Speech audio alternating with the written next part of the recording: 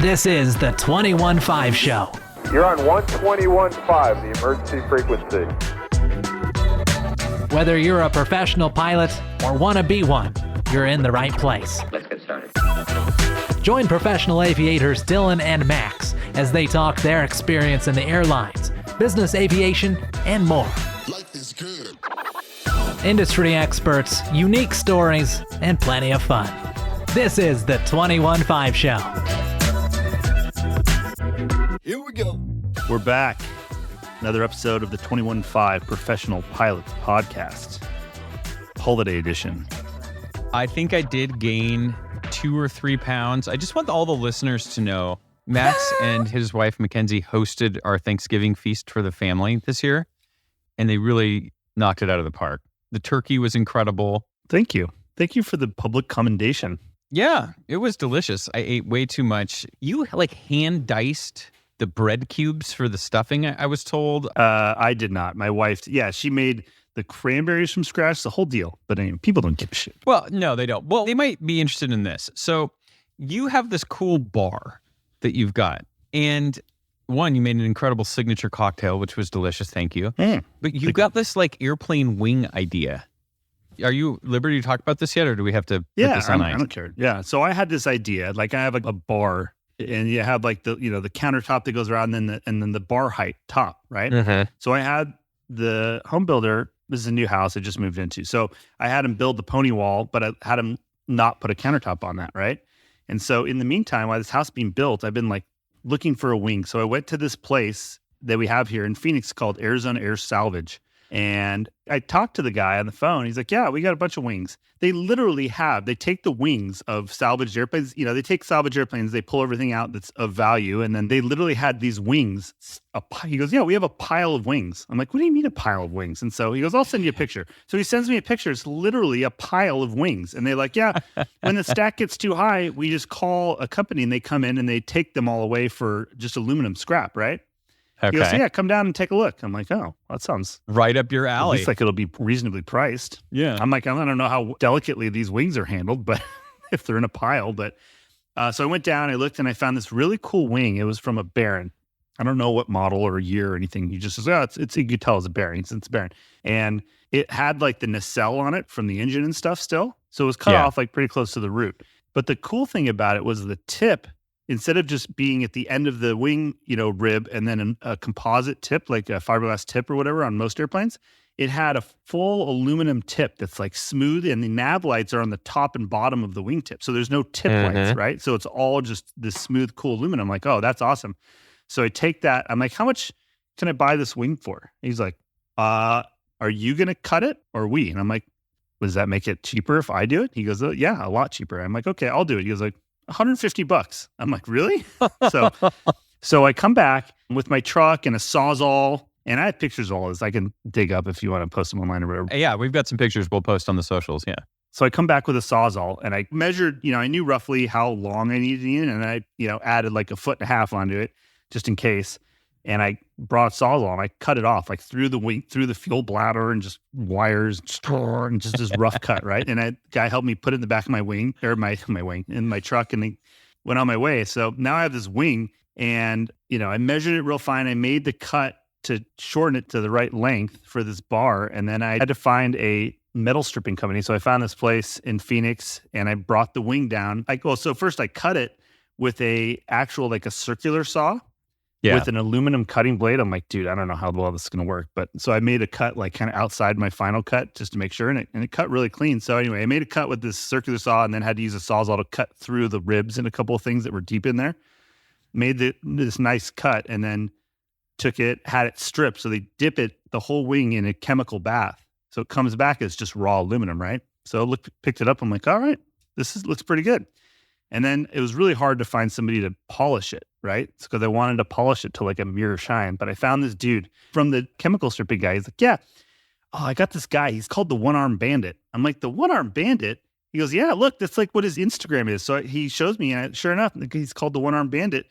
And he has all these pictures of this great polishing work he does, right? And sure enough, the dude has one arm. If you had one arm, I could think of a lot of easier things to get into than metal polishing, but listen, that's what he does. And he did an incredible job. It is amazing. If you look, the One Arm Bandit on Instagram, you'll find him. But did an awesome job. So then I drove the wing like an hour away to Maricopa, where this guy lives, dropped it off, and he polished it, dude, to like a mirror shine. And so now I have this wing. I got the pony wall. The house is done. And every step of this process is like, I set it up there. I kind of look at it. I have to think about it for like a day or two. And I'm like, okay, now the wing, it's too wide. It needs to be narrower. And so I'm like, crap, I got to make another cut. It's a whole thing. And now I'm like, the wing tapers, right? So do you cut it along the same lines as the wing, or do you square it up to the leading edge, which looks like a diagonal cut across ribs, right, to square it up? So then I had to think about that for a day or two, and I'm asking my wife and going back and forth. I'm like, so then I decided to just square it up. So I made the cuts, and now it's sitting up there. It's a little too high, and I think I might go with your idea of, kind of making it so it's built into the wall instead of sitting on top of the wall. So it's an evolution. It's really cool. That's how we rang in the holidays. It was kind of fun. It's playing cool. around with a big wing. It's pretty cool that you are allowed to, in your brand new house, just shove a wing in there, and everybody's going along with it. You're pretty lucky. Yes. Shout out to my wife for letting me do mostly what I want. Well, if you're scratching your head wondering what you have tuned into, this is the 21.5 show. It is a little bit of home decor we discuss, mostly topics for professional pilots. My name is Dylan. I'm one of the hosts. I'm a pilot in business aviation, and of course joined by Max, who at this point, it's just add it to the list. Wing salvage guy. I don't even know how many titles you have at this point. He's the personality of the show, the heart and the soul. Yeah. I don't know about that. As well as an airline pilot, business aviation pilot, and a budding private pilot as well, flying his own airplane recreationally. I know you and your dad took a little trip in your Murphy Moose the other day. Anything interesting happen on that?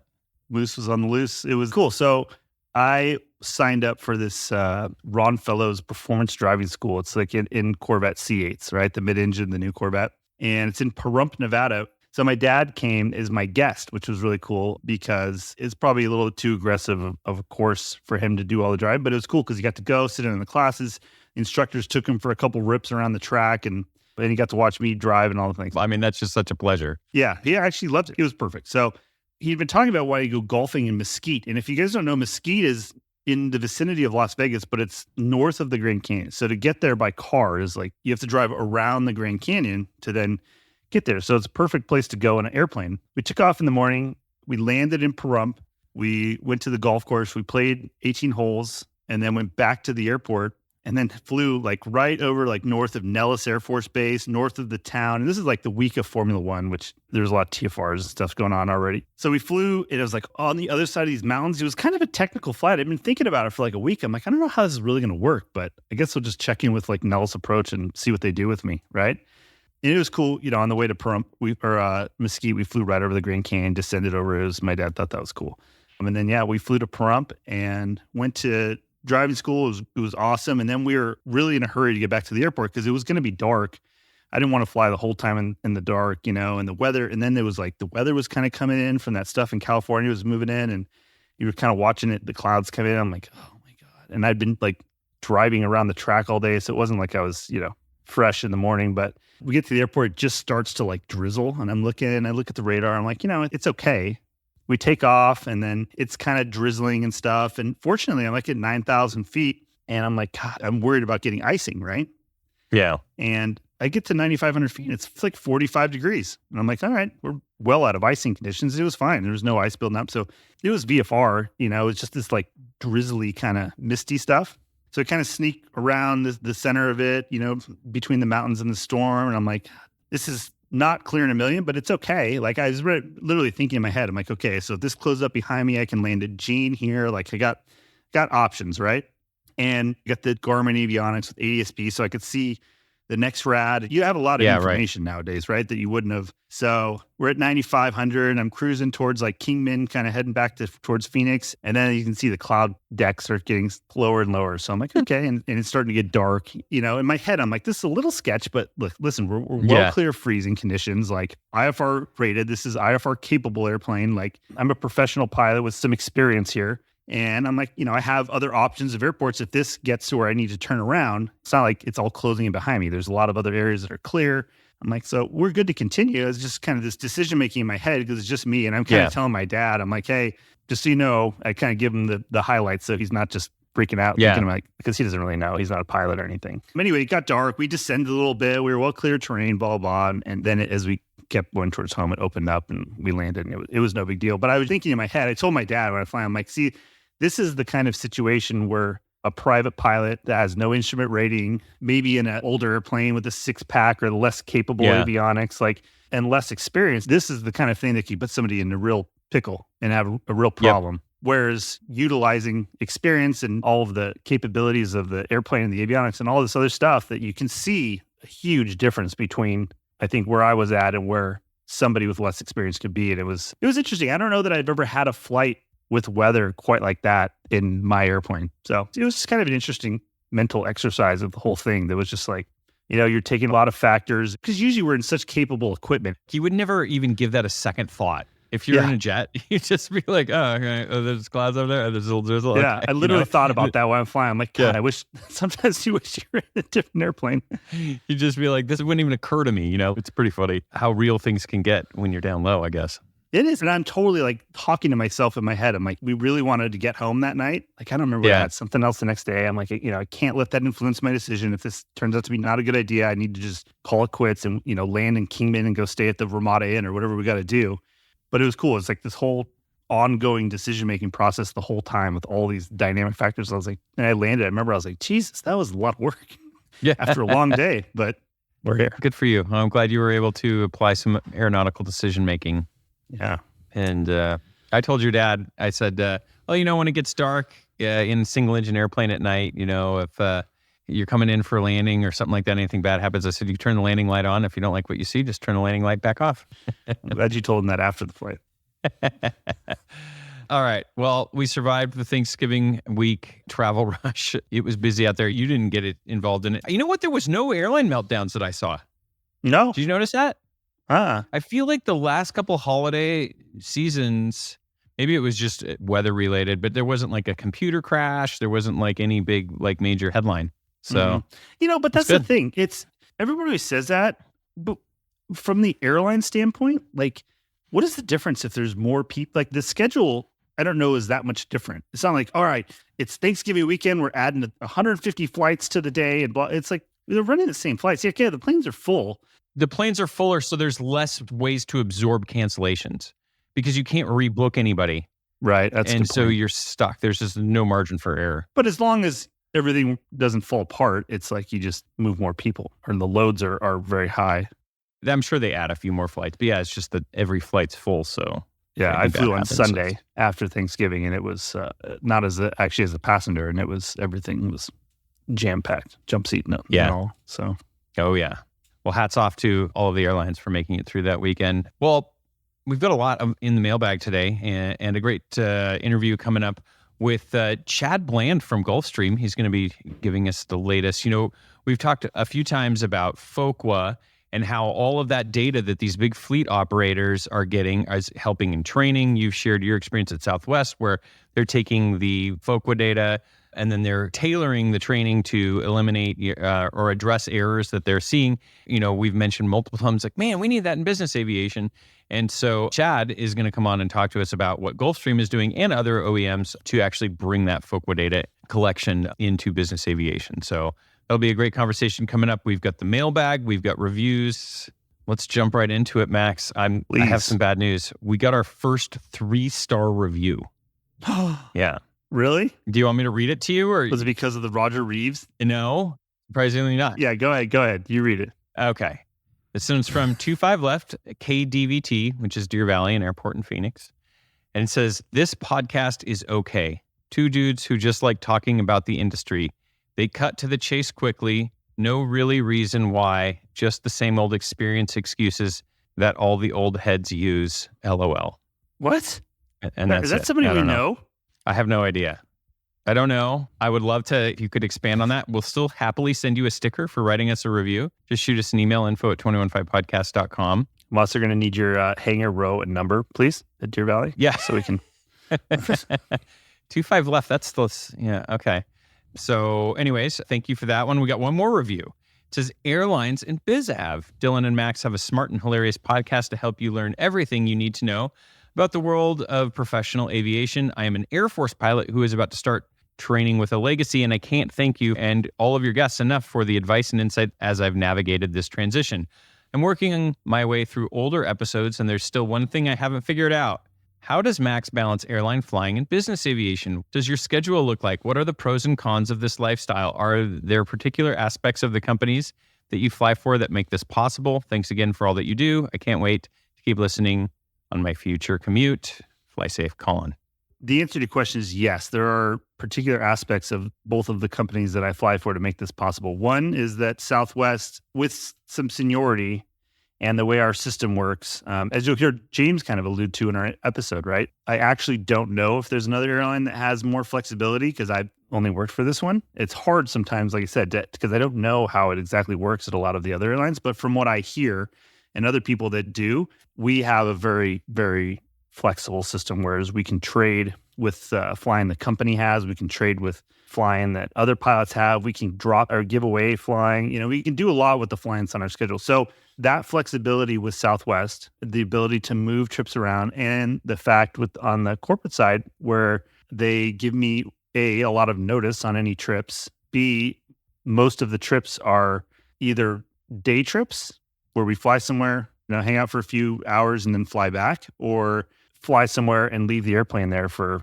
a few weeks. And so I just hop in the airlines and fly back home. So usually most of my trips are day trips in the corporate world. And when invariably there are scheduling conflicts, I have a deal worked out with the owner of the corporate jet to make sure the flying's covered if I can't be there, which is exceedingly rare, believe it or not. It works better than you would think. But again, it's a set of very specific circumstances that I'm fortunate enough to have to be able to do it. And I've balanced multiple jobs a lot of my career. Yes, you have. So I'm kind of used to it, I think. And sometimes it's a lot of pressure, but I don't know. I figure out how to make it work. And it most of the time it works really good. So there are some times when it catches up and things, but I make sure I do everything legit, have the proper approvals, and do the things that are on the up and up in case anybody wants to look real close. There's nothing to hide. And that's the way I do it. Yeah. And I would say, Colin, I know you're coming from the military, so you may not be exposed to a lot of the civilian stuff. This is a very rare circumstance. This is not like you're going to see this a lot. You have to kind of have the perfect storm of finding the right situations in both jobs to do. And for 99% of people, it's not going to really make sense. You're just going to be better off. We see this all the time. This is a little bit of a tangent. I see this all the time for people that are leaving business aviation and going to the airlines and how can I still do contract flying and could you do this and that? And it's if you're at a major airline and you want to work extra, just pick up overtime. It's going to be a million times easier. You don't have to try to stay current in another airplane. There are scenarios where it does make sense to do both, but don't think that this is what most people are doing, I guess is my point. No, you're right. And that's the thing is that at Southwest, I rarely pick up open time and stuff because, and there's people there that are DPEs that some people have other stuff that is their open time because there's a big culture at Southwest of picking up additional flying because, you do have a lot of days off. And unless you have a lot going on, a lot of people like to be productive on some of those days off and pick up extra flying. And most of that is done at the airline, and in most places. But some people are, like I said, pilot examiners that that's their quote unquote open time or. Yeah, it's interesting. It's cool that this career allows flexibility of that. Yeah. I don't think it's something I'll be able to do forever, but just take it day by day, baby.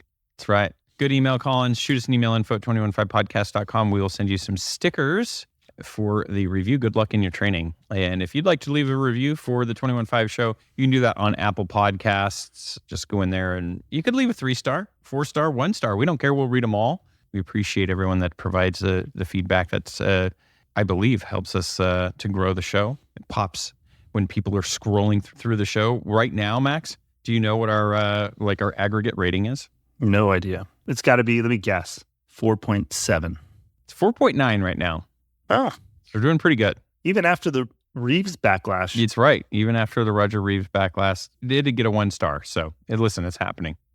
We have yet to receive a 2-star. We've gotten everything but a 2 stars. Don't give anyone any ideas. That's right. On to the mailbag, Max, which is, of course, brought to you by our friends at Advanced Aircrew Academy, aircrewacademy.com, to check out all of their offerings for your flight department.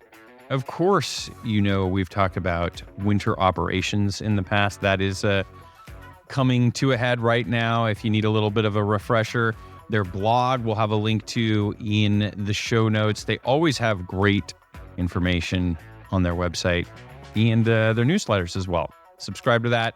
aircrewacademy.com. Check out everything they're doing to make pilots better, smarter, and safer. Go ahead with the first email, Max. All right. Dylan and Max, though not a professional aviator, I've been listening to your show from day one and have enjoyed both and learned much concerning the world of aviation. My email is in response to your comments concerning the Control Line Aviation, episode 107, entitled Pilot FOMO, Flight Advice, and Aircraft Marketplace Update. Somewhere around the 8-minute mark, you guys made me think of the two pilots in Cox .049 PT-19 control line trainer that had just snapped one of its rubber bands that attached the wing to the fuselage. No worries, boys. Kaha is here to shed some light on control line flying, and as you know, you control flying, and get you back in the air again. Wikipedia does a great job covering the history, mechanics, types of planes, control dynamics, competitions, and engine design of control line flying. It's really a fascinating niche in the aviation universe and definitely worth a read. But basically, in control line flying, you control the plane's elevator via two lines connected to a handle that, when tilted forward and back, simulates a stick held in the 12 and 6 position. Secondly, to keep the plane from flying forward, the rudder is permanently fixed to steer the airplane away from you. Max had mentioned the problem of getting dizzy from spinning in circles, but actually, if you wanted to, you could do an entire flight without ever making a single rotation by simply flying patterns like figure eights directly in front of you. Here's a great link for some cool control line history. Did you know back in the day the control line flight show was part of the Disneyland experience? It was part of Tomorrowland, known as the Thimble Drome Flight Circle. Watching these control line aviators maneuver their planes was truly awesome and magical. Inside loops, outside loops, figure eights, and crazy dogfights were just a few of the air show highlights. Without a doubt, thousands were inspired to pursue their own control line experience. Several of my neighborhood flying buddies and I quickly graduated from the store-bought plastic trainers to kit-built solid balsa planes from Sterling. Naturally, we progressed to skinning our own balsa ribbed wings that were both impressive-looking and incredibly maneuverable. The little jumpin' bean, outfitted with transparent blue mylar-covered wings, a custom Golden Bee motor, and recycled guitar B strings for the internal control lines, was my all-time favorite build. Obviously, the low cost and current technology for RC foamies and drones have overshadowed the control line sector, but from personal experience, I can honestly say, in response to Max's question, what fun is that? It's absolutely great fun and should be part of every aviator's experience. Cheers, Tom. Do you know who Tom is? No. That's my dad. Come on. Yeah, I forgot. No way. Really? Yeah. I forgot. He was a big control line guy. He told me about that a while ago. Yeah. He's one of our biggest fans, too. I know. Well, I know. I didn't realize that. Tom, I forgot to bring that up. I had no idea that discussion was going to elicit an email. I know. Big control line guy. I'm going to be honest. I'm going to look at and Google the Disney. I know. He sent us a bunch of links. We'll post a couple. Yeah. It sounds pretty cool, really. Yeah, because I was in the same boat. I thought you just spun around and then you just hauled like this line. So how do you know? Is your dad? I'm not sure I know. You guys never engaged in this together? No, he did this as a kid, like in Southern California growing up. This wasn't like something we did like when I was a kid. So I'm trying to figure out so the figure eight, you're just like pulling back. Yeah. You're just doing loops and yeah, I could see that. If it only turns in one direction. Yeah, with the rudder, I'm still trying to wrap my head around that. We might have to do a live call. Yeah, I don't know either. Because the figure eight, you would have to reverse, right? My dad will be here in a couple of weeks, so we'll get him in the studio and maybe we can really get to the bottom of it. But all right. Yeah, we'll see. That's a good email. Okay, thanks, Dad. All right. Hey, guys, 2 episodes ago, I heard Max was going through G280 initials, so I sent him a LinkedIn message after listening to the most recent episode. I thought I'd email in, though it's not a lot of good now as he's got his type. But at least you might find it interesting or helpful for future note-taking. When I go through initial, I like to create a wiki-style guide for myself. It keeps the fire hose of information organized and accessible. What I've been using lately for the G280 and the Citation 10 is an app called Notion. And while I'm still tweaking things, it's working well. Max, you might be the most interested in the list of specific sections to bookmark in Planebook on my tips and tricks page, because when Gulfstream pushes a Planebook update, Your bookmarks go away. I've also named the bookmarks so they're fully viewable in the app without becoming truncated. Enjoy it and let me know what you think. If you poke around, please don't share the link, though. Ooh, that's for our premium subscribers only, I guess. And that's from Mike. So that's pretty interesting. I'm looking at it right now. Yeah, that's really cool. This would have been real handy a little earlier. Wow. But here's a question I have for you. Like, there's all these cool flashcards you can get and all these like learning tools that people create. One thing that I learned in training was that it's the act of actually creating that training material is what kind of cements it in my brain, if that makes sense, right? It does, totally. And that's what Christian, who was there with me, he was a big note taker, right? Yeah. I didn't take any notes because it doesn't help me, but for him, it helps him a lot to write down. The biggest thing is you have to know how you retain knowledge and how you learn. Yes. Clearly, when you look at this link, you can see how he learns, which is by creating this. And also there's a lot of photos and really cool stuff. Got to know yourself. Exactly. You know yourself and you can get it. But yeah, for me, it was always like, if someone handed me a flashcard, that was okay. But if I made the flashcard myself, that was the difference. So great email, Mike. Thank you. You want to go with the next one? Somebody wrote in with a suggestion for the Teterboro destination guide. It's, hey guys, one addition I suggest is the Resident Inn View Weehawken. It's a Marriott autograph property. Both are connected right on the river, have a rooftop bar, and easy to take the water shuttle to New York City. Also has a decent restaurant selection within range of Chevrolets. Thanks for making this guide. Cheers, Ben. Yeah, that's a often overlooked access to the city is on the ferry. So I stayed there for the first time this summer at the Endview. Love that. Love the recommendation, Ben. It's awesome. I thought you were a big Hoboken W guy. Well, Hoboken's, I mean, it's the same deal. You're on the west. That's you're on right the there, but yeah. The Endview is great though because it's literally across the street from the ferry, and the prices you can get a flight bridge or like through the FBO deal for a lot better than the W in Hoboken.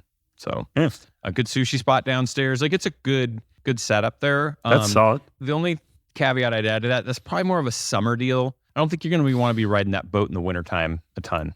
Unless you're, it's bundled short, up. Though. It's not like that long of a ride. It only takes a few minutes. I had a really fun time doing that this summer. It was easy. Popped into the city, did the whole deal. There's this one restaurant down there in Hoboken, and it's an Italian restaurant, and you order this pasta. You know those huge Parmesan cheese wheels that they have, that are like a couple feet in diameter? Well, this one has like it scooped out of the center like a bowl, and they come over to their table and they wheel this huge cheese wheel over, and then they cook your pasta. It's like super hot, right? And they dump it in the bowl they scooped out of this cheese wheel, and they toss it in there. So it melts the cheese and kind of just, it's like a whole, and then they scoop it out onto your plate. I'll find the name of that and add that to the guide. Okay. We'll have to look into that. I just remembered that. If you don't know what we're talking about, we have created something called destination or layover guides. It's on our website, and it's essentially folks write in and they say, oh, do this, stay here, don't do this. And so what we do is we create this Google map, and you, with one click, you can import this Google map into your Google Maps app on your phone, and it saves all those spots. So then anytime you're scrolling around a city, it just has a nice little blue square that pops up out of the map, and you click on it, and it goes, oh, this place, exactly like Max said, the great pasta here, or Ben says the Endview is great, or whatever. So it's a great way to kind of remember and save spots when you're going to a new city, or even one that you've been to a bunch, I would say that's what pilots do best, is kind of explore, find the best places to eat, the best hotels. So we've got a lot of information to corporate pilots for sure. Share. Yeah, exactly. Yeah, I should say corporate pilots, yeah.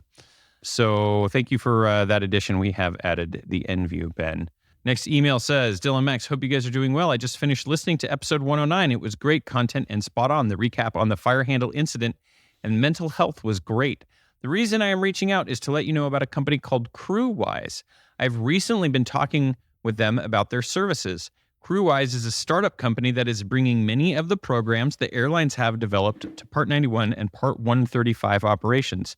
The founders, Dave Retnam and Whitney Bohack, have experience in corporate aviation as well as working for a large 121 operation, Southwest Airlines. Their focus is to bring programs such as HIMSS, mental health programs, and fitness for duty to smaller operators. I've recently been in touch with them, and I thought this might be a good opportunity for you guys. I've included the link to their website for your review. Could be a good interview. Also wanted to say the advice in the segment for successful training was spot on. I tell all of our new hire pilots that training is a marathon, not a sprint. Thank you for all you do for the aviation industry. And that's from our buddy Jim Dunn at FlexJet.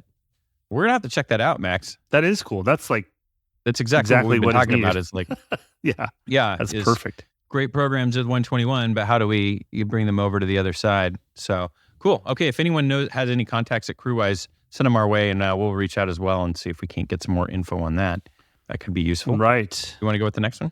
Thank you for entertaining me on my commute. I always have several takeaways from the show and enjoy the camaraderie that the two of you have. The stories of sitting standby at the hangar really cracked me up.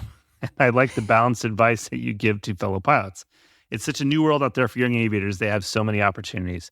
Please let Max know that we never use flight path angle button in the G280. The only time I ever use it is at recurrent, and then it's usually a shit show. Push the button, rotate the knob incorrectly, lose FPA, push the button, try to rotate correct direction. Oh, look at that. We're past the final approach fix. I need to get the heck down. Oopsie. Keep up the great work, KK. Yes, I am under no illusion that the flight path angle button is not really of any benefit in real life. It's only when you're flying some sort of non-precision approach without any VNAV guidance that I still think I would use FPA in that situation. That is likely to never happen. But you know what? I've been training for, 15 year, 20 year, whatever, somewhere between 15 and 20 years on PRM approaches. And, when I flew the first one like a couple months ago. Oh, really? Yeah, you never know. I remember we got clear for the PRM. I was like, I got to tune up to the backup frequency and the whole thing. It was actually really cool because we were like right in formation with a 7.4.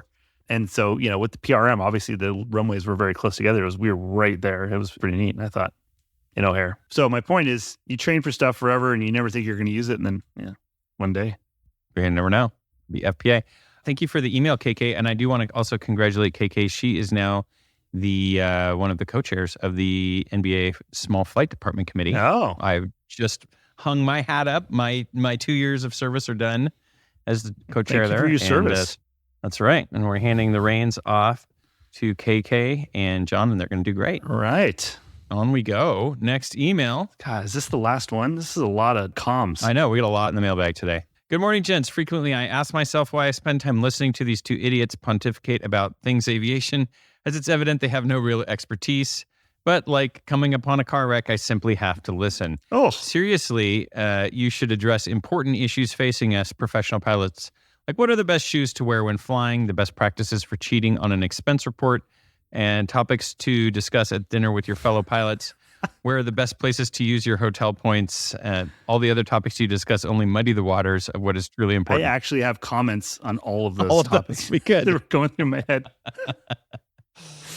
I must say, though, that your conversation regarding Max's training was actually good. I have seen so many pilots get wrapped around the axle during training and blow a check ride or oral when it was evident they had the knowledge to succeed. There seems to be so much pressure on newer pilots these days to never fail that they end up failing. I wonder how many are becoming pilots that truly enjoy the profession. Please continue encouraging young aviators to enjoy this profession, to experience different facets of flying, and by God, have some fun. We used to chase cows, flower bomb, and dogfight when I was going to Embry-Riddle, but that was before ADSB. Sad. Thanks, Max and Dylan. That's from Dave. And that's like the Dave that we know, right? Any topics you really have to hit? Are there expense report tips, best shoes, anything that really jumped out that you need to address at this point? This is from a long time ago. One of the funny things I used to do it wasn't cheating on an expense report. It was, you'd have like this receipt and they demanded that you had the itemized receipt, right? Because they wanted to see like what, if you're charging any beers or whatever on there. And I used to take the receipt and I would fold it above the part I wanted to hide and then fold it again and fold it on itself, and get it real flat, like with my nail. So you couldn't see the seam and then take a picture, and put it in PDF. Cause it's like, no one's going to go down and add up all the line items to see if they total the total. I was just hiding a couple lines. Right. Worked like a charm. And the best shoes to wear are some sort of high quality Italian leather shoes. While expensive, they do last a long time, are very comfortable. See, I've gone the opposite way. I'm going to post the shoes that I'm wearing now. They're black leather. They're actually golf shoes. They're unbelievable. A lot more corporate pilots are wearing these. The black leather shoes with the white sole perimeter. Oh, have you seen these? Hate those. Yeah, with all the like vertical lines in those. Yeah, I can't stand those. No. No, not vertical lines. It's just like the sole is like it's kind of like a white wall tire. Yeah. I can't do this with you. I can't. I'm going to post and we'll do a vote and see if they're acceptable wear, because I've been wearing them for a year and I love them. That's true. But I did have a captain a couple weeks ago, like, you put your feet up on the footrest and like an airliner, he goes, "What are you, going to a nightclub?" Oh, because do you have like a little metal like buckle or something on yours? Yeah, a little shiny metal buckle. He's like, "What are you, going to a nightclub tonight?" Okay, yeah. You should have been like, "Yeah, we're going to Reflections." Rejections. That's a little joke for the American Eagle crew. Back in the day, the ballpark days.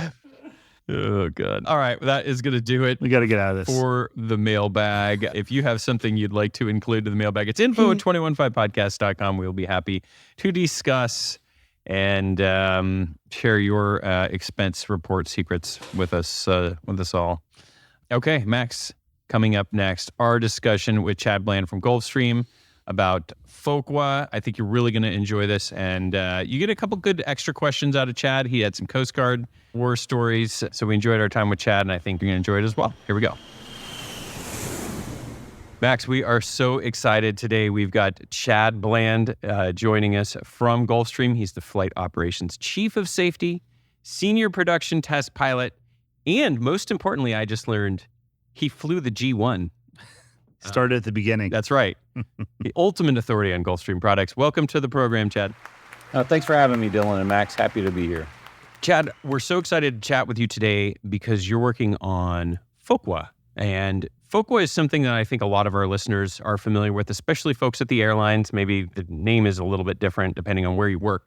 But essentially, it's that data collection that goes on when you're flying an aircraft, and then it's being analyzed for safety issues and other things. And us in the business aviation side of things have kind of felt left out. The airlines are collecting all this data, and now it's starting to sound like OEMs are starting to do the same thing. So we're hoping you could tell us a little bit, firstly, about yourself, and then we want to talk to you a little bit about FOQA in business aviation. Thanks, Dylan. Yeah, I've been at Gulfstream for 7 years. Prior to that, I did 24 years in the Coast Guard, ranging everywhere from driving ships in Homer, Alaska, which inspired me to go to flight school, being in the Arctic, the Bering Sea. So then I went to flight school in Pensacola, and then flew Falcon 20s and the G1 out of Opelika, Florida for the Coast Guard. Then I went up to Washington, D.C. and flew the Homeland Security Director and Commandant in the G5 and the Challenger 604, based at Reagan Airport. And then the Coast Guard sent me to Purdue University for 2 years to get a master's in aerospace engineering. After that, I went to our depot repair center in North Carolina, doing C-130 heavy maintenance and post-maintenance test flights. After that, I got lucky. I went back to Miami, this time on the Casa 235. Oh.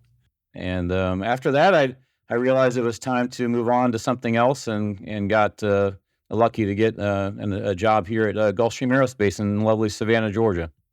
Wow. Okay. That's an interesting career. Yeah. Well, you're not the first person from the Coast Guard we've talked to. Yeah, with my introduction to the Coast Guard, I went to the Coast Guard Academy and was there for 4 years and was learning how to be a professional ship driver.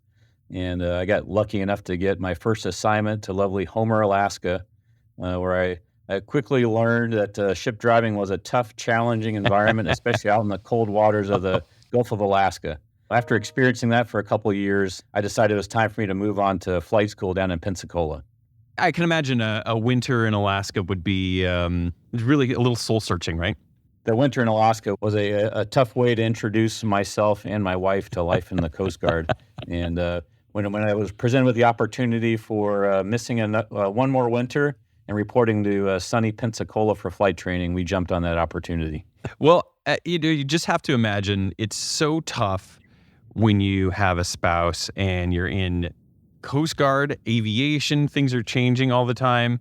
We've talked about this in the past, how being married to a pilot is a challenge. What was it like for your spouse to have to go through all that? Well, I can tell you I would not have had the opportunities I did in both the Coast Guard and here at Gulfstream without my wife taking care of everything possible at our house and with our 3 kids, driving them to all the practices, not knowing when I would be coming home. I appreciate all the spouses of aviation professionals out there in the world, because without them, none of us would be able to get to do what we get to do and enjoy everything about aviation. Well, it's good that you started in Homer, Alaska, because it's kind of like everything is above that from a temperature standpoint, right? So it's like, oh, good news, it's not Homer, right? So Savannah is probably a very welcome change, I would imagine. That is true. When I was getting ready to retire, my wife gave me one requirement. She wanted to be south of Interstate 10. Okay. We compromised and settled on Savannah. It was just a little bit north of there. Can you tell us a little bit about what you're doing for Gulfstream now? So I started out here as one of our production test pilots. After a little bit of time, I got the opportunity to move into the chief of safety role. So in that role, I watch all of our safety reports. We do all kinds of events with our customers. And when I got the job, I was starting to learn about what FOQA is, which is the Flight Operations Quality Assurance data. So that really piqued my interest on what we could do with that information, because back in the Coast Guard, we had a similar program called VADR data, essentially recording all the flight parameters that FOQA records in business aviation. So I wanted to learn more about it, learn what the parameters were. And what I learned over the course of the past 6 years is that operators, they don't really know everything that's going on in their aircraft until you see the data. And my big pitch is you don't know what you don't know. And the only way to find that out is to look at what the non-subjective data is saying. I like that it called it Vader data. Yeah. Like if you exceeded 1,000 feet per minute, inside the final approach fix, did it go, Chad, we saw that. I don't know who came up with that acronym, but I'd like to meet him. I'm not sure who did that. The gatekeeper will be calling you soon. Right. And Chad, I am not your father. Yeah, that is one. I am the gatekeeper for our information here at Gulfstream Flight Operations, and we have about a little over 100 pilots in Savannah. It is looking at all the information, trying to make sure everyone's aware of what's going on, educating everybody as to what the stable approach parameters are, what the touchdown points are, really fostering my relationship with GE Digital, which is our partners for this program. That's really analyzing the data behind the scenes. That's led to some improvements with the program. We used to have, if a long landing is a great example, a long landing, whether I land at 2,000 feet on a 7,000-foot runway or I land at 4,000 feet on that same runway would be treated the same a couple of years ago. Now it's broken into 3 levels. So we can, if your operation has a level 2 long landing, is treated much differently than a level 1. If I'm touching out at 2,000 feet, it's still considered a long landing, but it's not the same as, in my opinion, as landing, 35% of the landing distance available. So we really wanted to make some changes in that regard to give useful information. So if the gatekeeper comes talking to you about a long landing, that it probably is something you really need to think about. So, but that trust is between a gatekeeper and the pilot group to make sure, and the leadership of an organization, that the FOQA data is there to learn from. It's a safety tool. It's not there for punishment or retribution, if that matters. Just there as a safety tool to learn from and be better. I think that's one of the big challenges with FOQA data too. It's easy to decide, we have stabilized approach criteria. That's pretty cut and dry. Right. But long landing criteria, that changes based on runways, the runway lengths, maybe braking action, whatever. How do you guys define in your program what a long landing is? So you have a level 1, level 2, and level 3. And I don't remember exactly it's all a % of landing distance available. So a level 1 is anything outside the touchdown zone. That's a long landing. We also measure short landings. On the first brick of concrete, that's going to trigger an alert as well. But it's that level 2 that you get in about the 35% of landing distance available. So it's not necessarily differentiating between if it's a 9,000-foot runway or a 7,000-foot runway or a 5,000-foot runway, it's a % of that landing distance available. That's the measurement point. And our partners at GE Digital have done a good job at looking at real landing data at the Teterboro, at Peachtree to Cobb, at some of these frequently airport Van Nuys. We have some data on there showing our customers. You would want to know if you had one of your pilots landing at this level 2 trigger point. And there are data points out there that industry-wide that is happening, and people are not executing the go-around. So it's kind of an educational tool to say, hey, we want to make sure we stress the go-around techniques. Right. You mentioned what GE's doing in flight safety. My last recurrent at flight safety, they showed us the data from GE that they've created a video. It's like normally, you see some of these training videos and you're like, okay, whatever, maybe this doesn't apply to me. But I mean, you guys, like, as you mentioned, it's Teterboro, it's Peachtree, it's Van Nuys. It's the airports that we go into all the time. The video was so well done and useful that it was like, wow, you could really see how this data can be used to be helpful for everyone in our industry. And I mean, I fly a Challenger, but they were still showing the data. So it's cool that you can take data from maybe Gulfstream and still help everybody in the industry.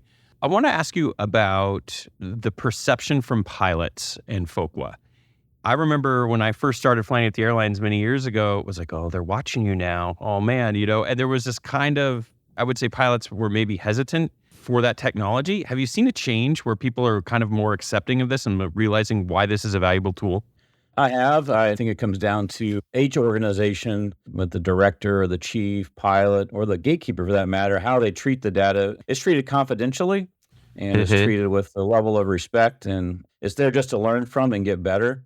And I think a lot of people in industry are embracing that. Hey, I have this information that would be very valuable to make our operation experience less risk. And if I can drive my risk down, then I can make our operation safer. And I think a lot of people are starting to embrace that if I see a flap over speed, I don't need to go get the pilots in trouble for anything like that. I just need to remind them, and it breeds that culture that eventually the pilots will start telling you about it before you even see it in the data. And we've seen that happen in our group here.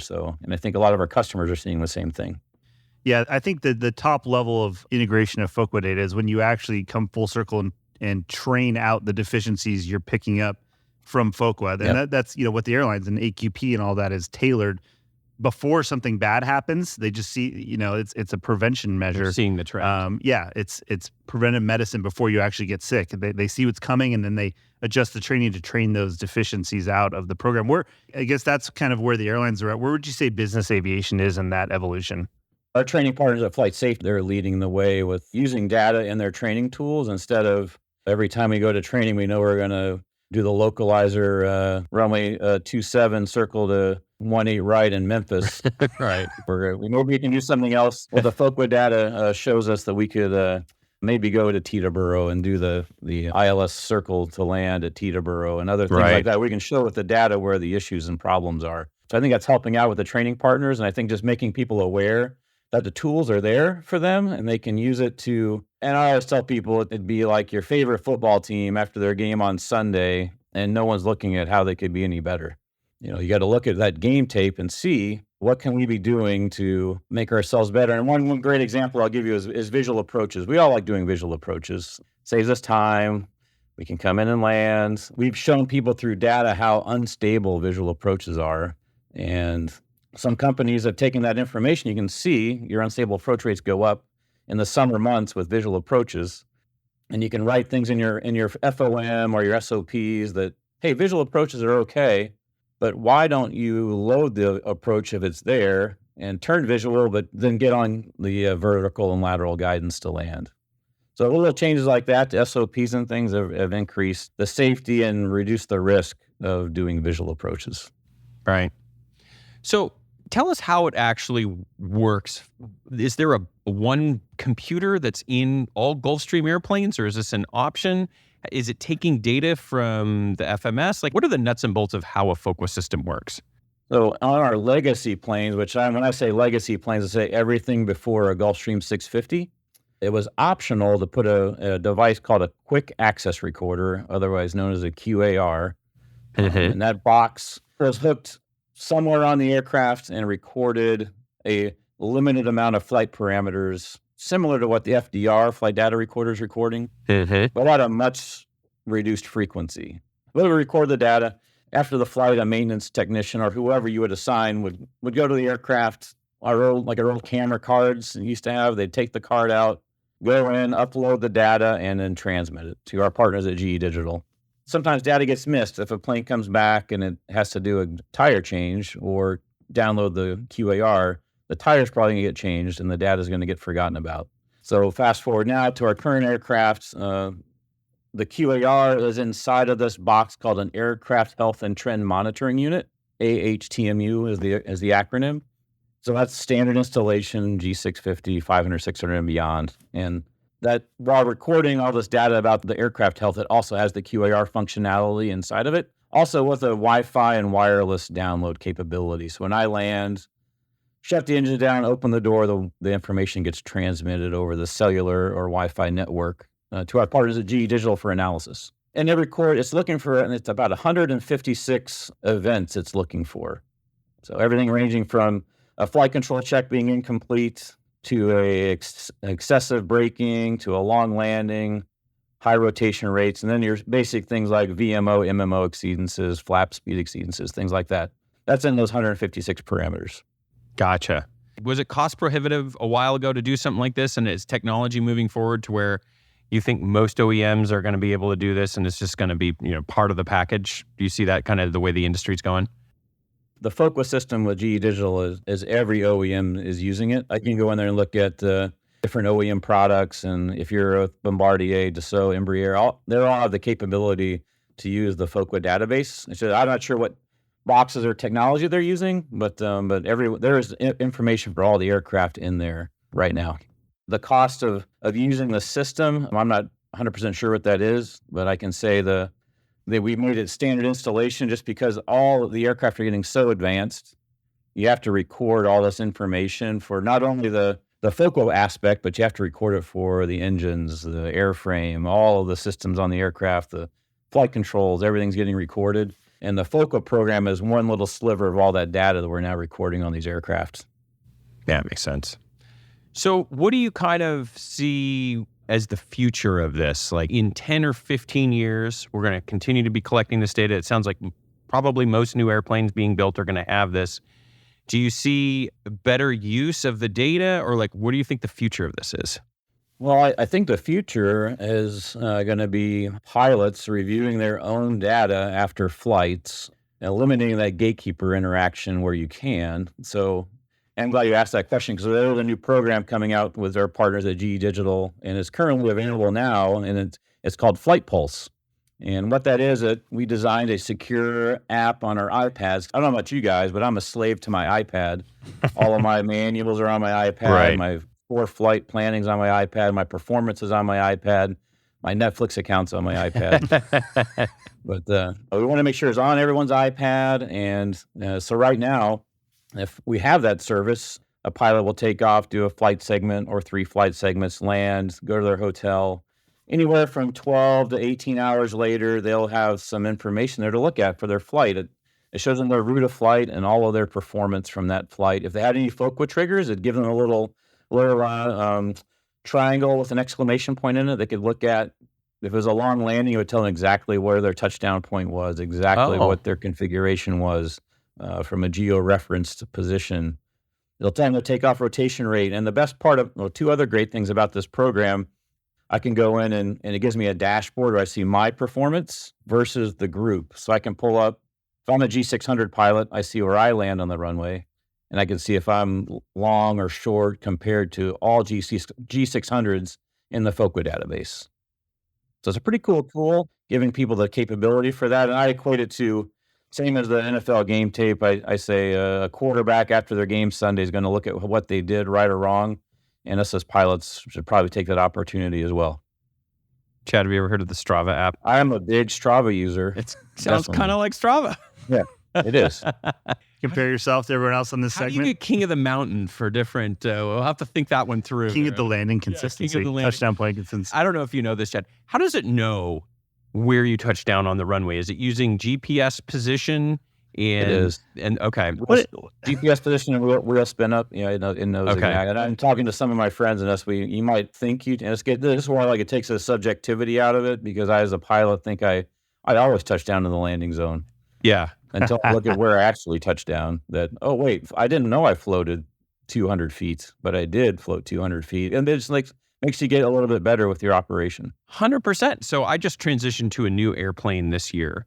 And, those first batch of landings, you're getting the feel of the different sight picture and all these other things. And especially, we've talked about this before, Max, once you pass the touchdown zone point, you don't really have any markings on the runway, right? Maybe a couple. So when you actually touch down, you're like, I think it was good, but it was behind me. So I don't know. That's cool to hear. Yeah, it's cool. And it's on some of the new Jepson apps too, you can go, you select the runway, and then you click landing distance. It'll tell you what each taxiway intersection, how far down the runway is. So it's kind of nice because you get a little more of a reference for case in point for what you're saying, and you can brief, hey, if we're not down by here, we can go around and stuff like that. But that's really cool to be able to actually see that. It's amazing sometimes, like even in my small airplane, I have the Garmin stuff in there, and it records all the parameters from the flight, all the all the engine data, all the stuff. And I go back, it goes into my iPad, just like you said, and you can review it. And then the other thing at my airline job is after you land and you transmit in this post-flight report you have to send via aircars, you can go and there's a page. This is all like at the last 1,000 feet of landing, right?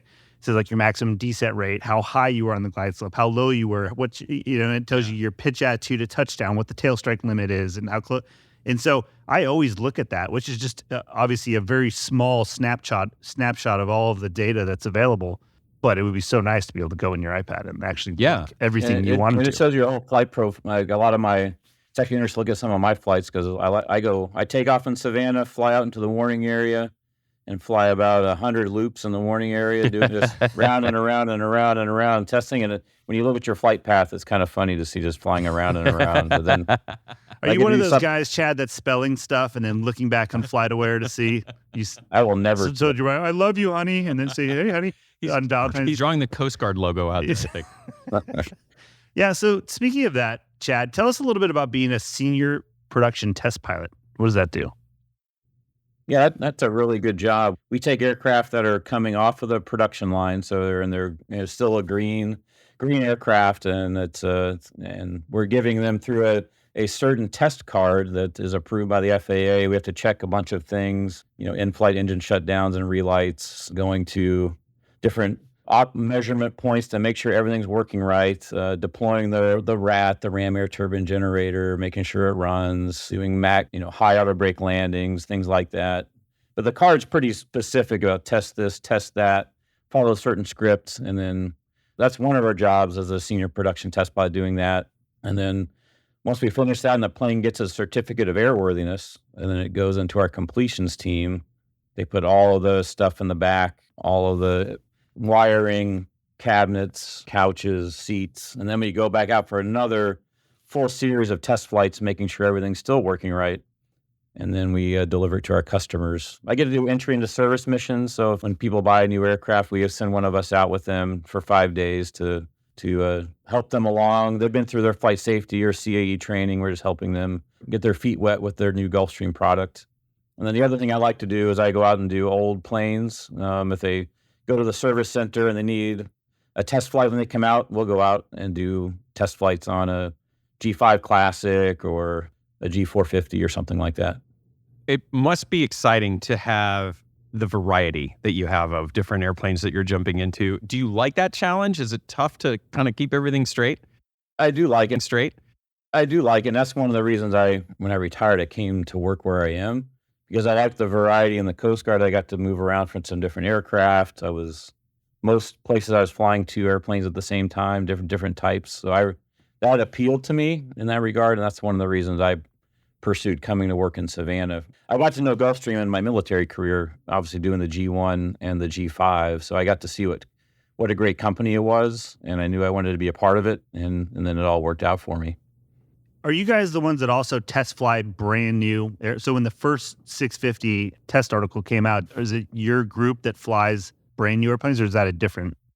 Like I said, I'm the chief of safety for flight operations. In that group at Gulfstream, we've got our airborne customer support team that flies parts around to people. We've got our demonstration team that will go out and show a customer what the aircraft is all about and give them a tour. Then you have my role as a production test pilot. But then you have another group called developmental test pilots, and they're the ones that are the graduates of, say, Navy Test Pilot School, Air Force Test Pilot School, and they're taking the planes before they've got their certificates in place. They're in the developmental stage, like our G700 is right now. They're out flying those around, doing all those test points until it starts. We start delivering those to customers. So it's a separate group in our flight operations organization that does that job. What is the mentality of those kind of guys that are kind of, you're on the leading edge of things? What's that mindset like? Just really smart, good people that have a really good work ethic. And they learned at those demanding schools they went to. There was lots of training they had to do to go through those schools, and very technically smart and extremely talented. I feel like those guys, I bet nowadays it's a lot more anticlimactic than it used to be, because now with computer modeling, they're like, yeah, it's probably going to fly like this. And I bet they go fly and they're like, yeah, it flew exactly like that. Whereas back in the day, they're like, well, think it should be good. Go ahead and kick the tires and light the fires. Let us know how it goes. Yeah, we have an entire research and development campus that we have Ironbirds in the simulators flying all of the components thousands of cycles before they even get in the aircraft. So lots of ground test. An immense amount of ground testing happens before that first flight goes up. Let's take a quick break from our discussion with Chad. When it comes to financial planning, Timothy P. Pope has got your back so you can focus on the mission at hand. It's important to have a certified financial planner that can help pilots design and execute smart financial planning strategies from retirement planning and investment management to military transition and tax planning. Tim is your financial planning partner. Timothy P. Pope, helping professional pilots make the most out of life.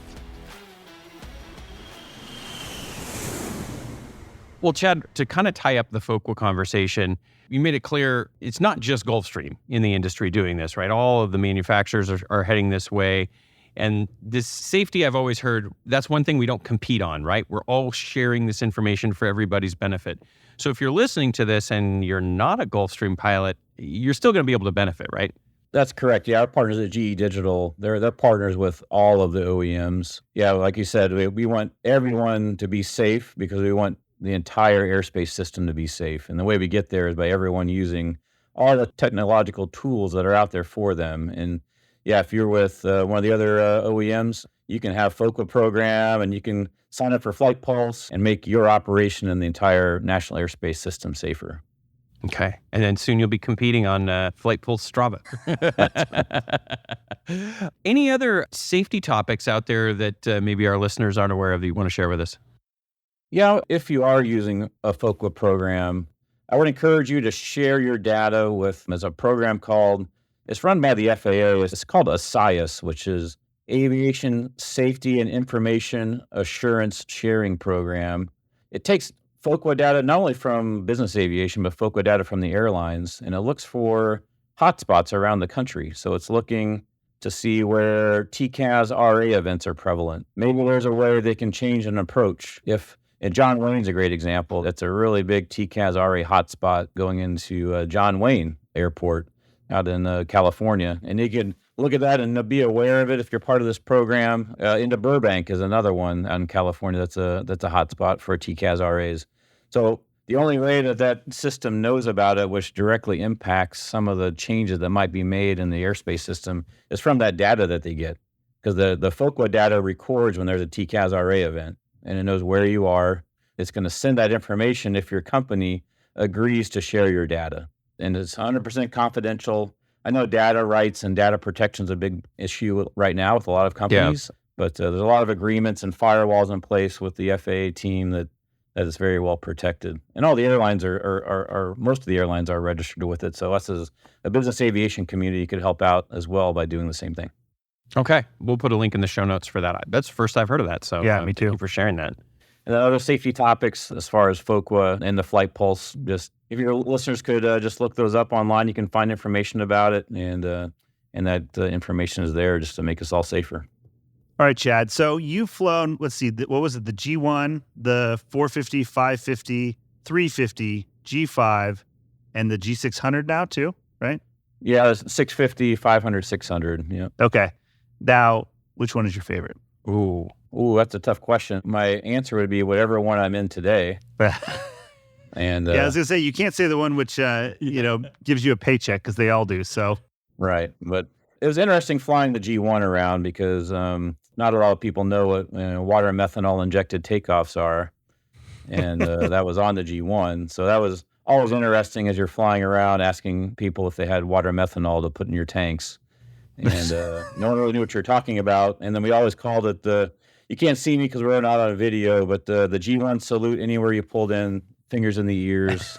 Those old dart motors put out a lot of noise. And having flown to a lot of airports in the G1 and the G5 in the military, we had way more people come out to say, wow, that's a G1. I've never been on one of those before. And the G5 was, there's a G5. We had a cool paint scheme on the Coast Guard one, but a lot of people like to see the G1 coming to the ramps. A little bit of aviation legacy there. Yeah. Isn't that funny? It seems like everybody I've talked to that's flown multiple models of Gulfstream, their favorite is always the oldest one they've flown. Like for me, for sure, the G3 was my favorite. That thing was awesome. It's just kind of like a flex. The G600, the electronic flight controls and the side stick is a real amazing aircraft to fly and very stable. And it's just amazing how our engineers have made the design of the cockpit so pilot friendly and reduced the number of checklist items or things that happen automatically for you. The technology is unbelievable, and the side stick is super easy and fun to fly. Jealous. Yeah, that's cool. It's funny how far things have come, even with just the same manufacturer. Because the old saying in the G3 was, if you've seen one G3, you've seen one G3, because the cockpit could be set up different stuff in different places and switches, and that thing you were like actually, like the after engine start flow was like a real deal. Yeah, you were throwing switches and this, checking in dials, and it was awesome. It was like operating a locomotive. And now you just kind of look up. All right, everything's dark. That means everything's good. Yeah, here we go. Let's roll. Once they started the 450, 550 programs, it really standardized the completion process. Yeah. And now I still do the G5 Classic, and it's still the same. You go in there, and you've seen one G5, you've seen that G5. That's why being a contract pilot on the G3 was the real Wild West. The AC or DC model, and then stuff. And you're like, what is this? It's amazing now. You go to any G500, 600, 650, 550, you walk up the steps and go left in the cockpit, and they all look the same. I just talked to somebody that's flown both of them, and he goes, if you're sitting in the cockpit, you wouldn't even know. Say, if they blindfolded you and you sat down in the seat, it was like, it'd be hard to figure out. You'd have to look at like. Can you see the wingtips on one and then not on the other? Is that? The G600 is a little bit wider wingtip, and you can see it back there. And gotcha. Coming out really soon is our G700, G800, and G400. So the G400. I have heard a lot of buzz about that airplane. I think it's going to fit a nice niche. So I'm excited to see more about that. So, the best part about it, all those models, the 400, 500, 600, 700, 800, the cockpit will look exactly the same, except a couple of them will have a dual HUD configuration. So will that be all the same type rating for all of those? The 400, 500, 600 will all be the same type rating. There's still talks with the FAA about what the 700, 800 will actually be, but that'll be determined in the next couple of months. Now it's either in the type rating or it's not. I wish they could make it with, like, if you have the 400, 500, 600 type rating, maybe you take like a short course differences to go, it's like, because they're all building on the same base. But you do a little math on the back of your certificate. You carry the one here, and then you subtract it. Yeah, I know. Take 20 days off the training, and then I just wish they could get to the ground portion of ground school to be at home for all types. Like, why do I have to go to Savannah for 2 weeks to sit in a classroom? Don't you like Savannah? The riverfront? I'm looking forward to it, but just a week and a half would be great. 3 weeks is a little excessive. Chad, can you take care of this, please? I might not be able to take care of that, but I can tell you where to go eat when you're in Savannah. Okay. All right, good. That's for our premium subscribers. Take that. Yeah. Chad, I know there's a lot of cool technology beyond the FOQA that's being introduced into the avionics systems of some of the Gulfstream and other airplanes. I know Honeywell is doing a lot of research and stuff. Can you tell us a little bit about some of the exciting features that are in some of the new Gulfstream platforms? Yes, I can. Specifically, as the gatekeeper of the FOQA data, we get to see the unstable approach rates and some long landings and short landings that we see in the data.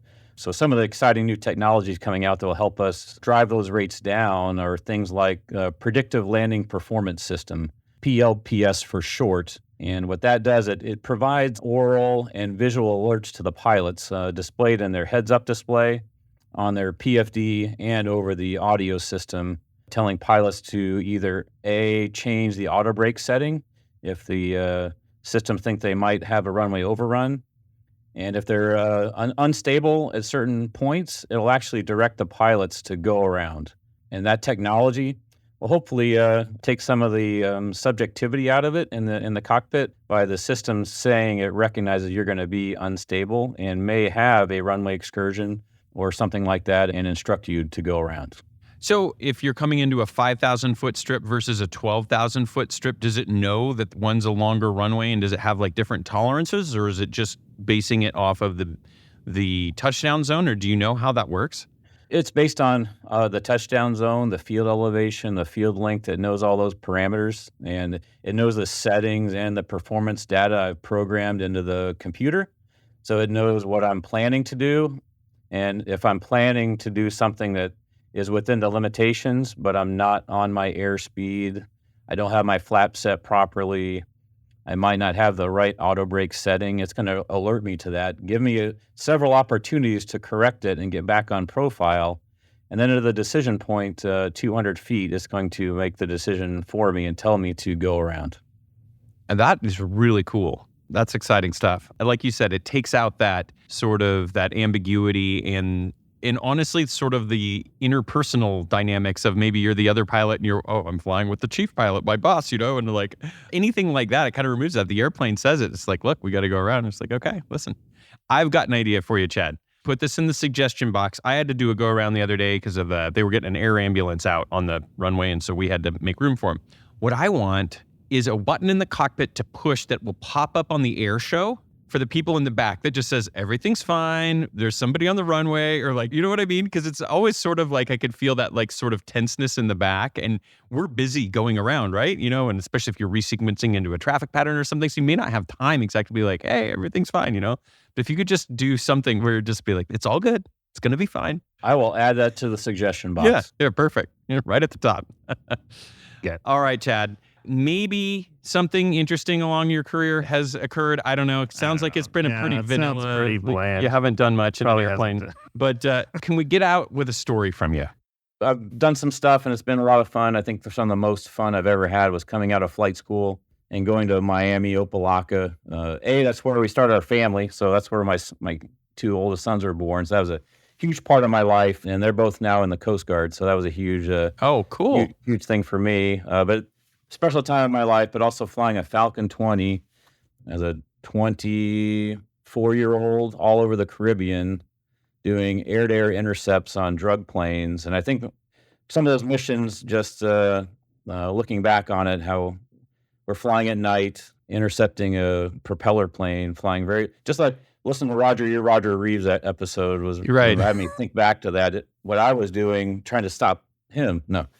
But we're flying around trying to intercept these guys and watch them deliver their payload to a boat in the water and then vectoring in the Coast Guard ships to intercept those boats. Just that whole operation of the interagency support and work and it all coming together and the mission got done. Those are some of my best memories. Because it was really fun flying around at night in the Caribbean. Things I don't want to do now as I'm a little bit older and wiser. But young man's game. Back then, it was really fun. How slow can you fly a Falcon 20 in level flight? I don't remember. It was pretty slow, though. And we would have to do S-turns behind the aircraft to keep them in our radar coverage. That's what I wonder. Like, if you're in a jet, how do you track a jet in a slow, piston-powered very airplane? Slow. Flaps out and flying very slow, so... Where were you getting your radar information from? Could you track them from your airplane, or was there like another airplane watching them too? Well, a lot of the times we get launched from it was a Customs and Border Patrol P3 that would be orbiting somewhere, and they'd find them, and we'd get launched out of one of our bases. We'd either be in Guantanamo Bay, or we did lots of training to get ready for that with... We had an organization called the Coast Guard Auxiliary, and they were volunteers that would volunteer their aircraft to do missions for the Coast Guard. One of them was being a target aircraft for us to go train to intercept over the water out off Miami. We did that. You got trained on it, and then you'd go down and do it for real. So really, looking back on my time, I think having the opportunities with the Coast Guard to give me those experiences to work on decision-making, airmanship, and things like that. I think very positively in all those experiences. Every time we talk to a Coast Guard guy, I get more fired up for Coast Guard aviation. Well, that's too late, man. Yeah, I know. Sorry. I missed my window. Darn. As they say, that ship has sailed. That ship has sailed, that's right. I will give you a second story. In North Carolina, at our depot center, to see a team of about 180 to 200 people that worked on the C-130s, and we would bring them in every 4 years, and we would strip the paint off of it, take the wings off, take the tail off, take off all the corrosion, and they'd put it all back together again, and we'd go to it on a test flight. To this day, I look back at some of our time-lapse photos we took of that operation, just seeing all went back together again, just still blows my mind at how smart and capable that team it's called the Aviation Logistics Center in Elizabeth City, North Carolina, and I call them artisans. We call them mechanics, but I call them artisans because the way they could get those old C-130s to all go back together again. Wow. Repaint them and fly them. It all happened in about 300 days. So that was a whole 300-day evolution. But, Holy cow. Did you ever have anything real bad happen, though, when you took one up after they just put it all back together again? No, I mean, I was there for 4 years, and no, we might have, we need to rework this, rework that, but you always took off safely, and you were able to do the engine shutdowns, relights, and come back and land. And That's cool.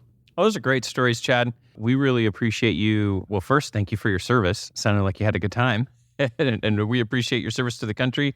And we really appreciate everything you're doing for aviation safety, especially in business aviation. It's exciting to hear about the technologies that are out there. And I think, honestly, there has been a shift in mindset. The data is cool. Like Max said, I love looking at the FMS. How did I do on that, that last 1,000 feet? And so it's kind of embracing that information is now out there. Let's review the game tape, be a better quarterback for the next game. And so it's exciting stuff. So thank you for sharing all that information with us today. Yeah, we appreciate it, Chad. Thank you. thanks for having me, guys. I appreciate having the opportunity to talk about safety and just to remind everybody of the tools that are there available for them. So thank you. Semper Paratus. All right. Awesome. Thank you, Chad. All right, Max. That was a great conversation with Chad. It was. This episode was full of hope. I sometimes get discouraged because I'm always like, oh man, you guys have so many cool things happening in 121. When are we going to get them? But between what Chad's saying, what Jim had mentioned, there's some services out there. The future is bright for business aviation. It's incredible. I'm re-encouraged. I know. Yeah. Me too. And the FAA embracing mental health potentially. What's next? We're rolling. I love this.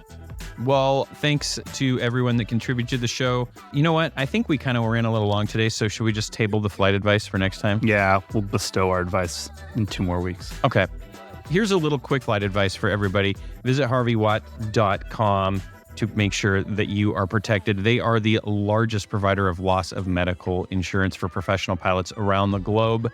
harveywatt.com, they have the little calculator. You can go in there, you can put your age and what kind of benefit you want, and it'll spit out your premium right there monthly. This is the end of the year. If you're a corporate pilot, just know that all of the airline pilots out there have loss of license and coverage, usually to the FAA retirement age.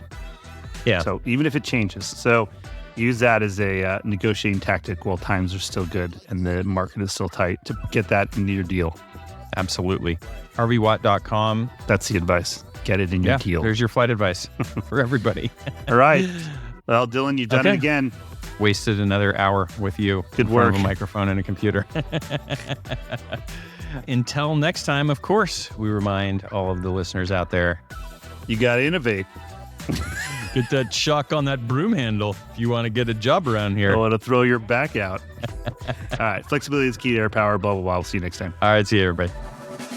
The statements made in this show are our own opinions and do not reflect, nor were they under any direction from any of our employers.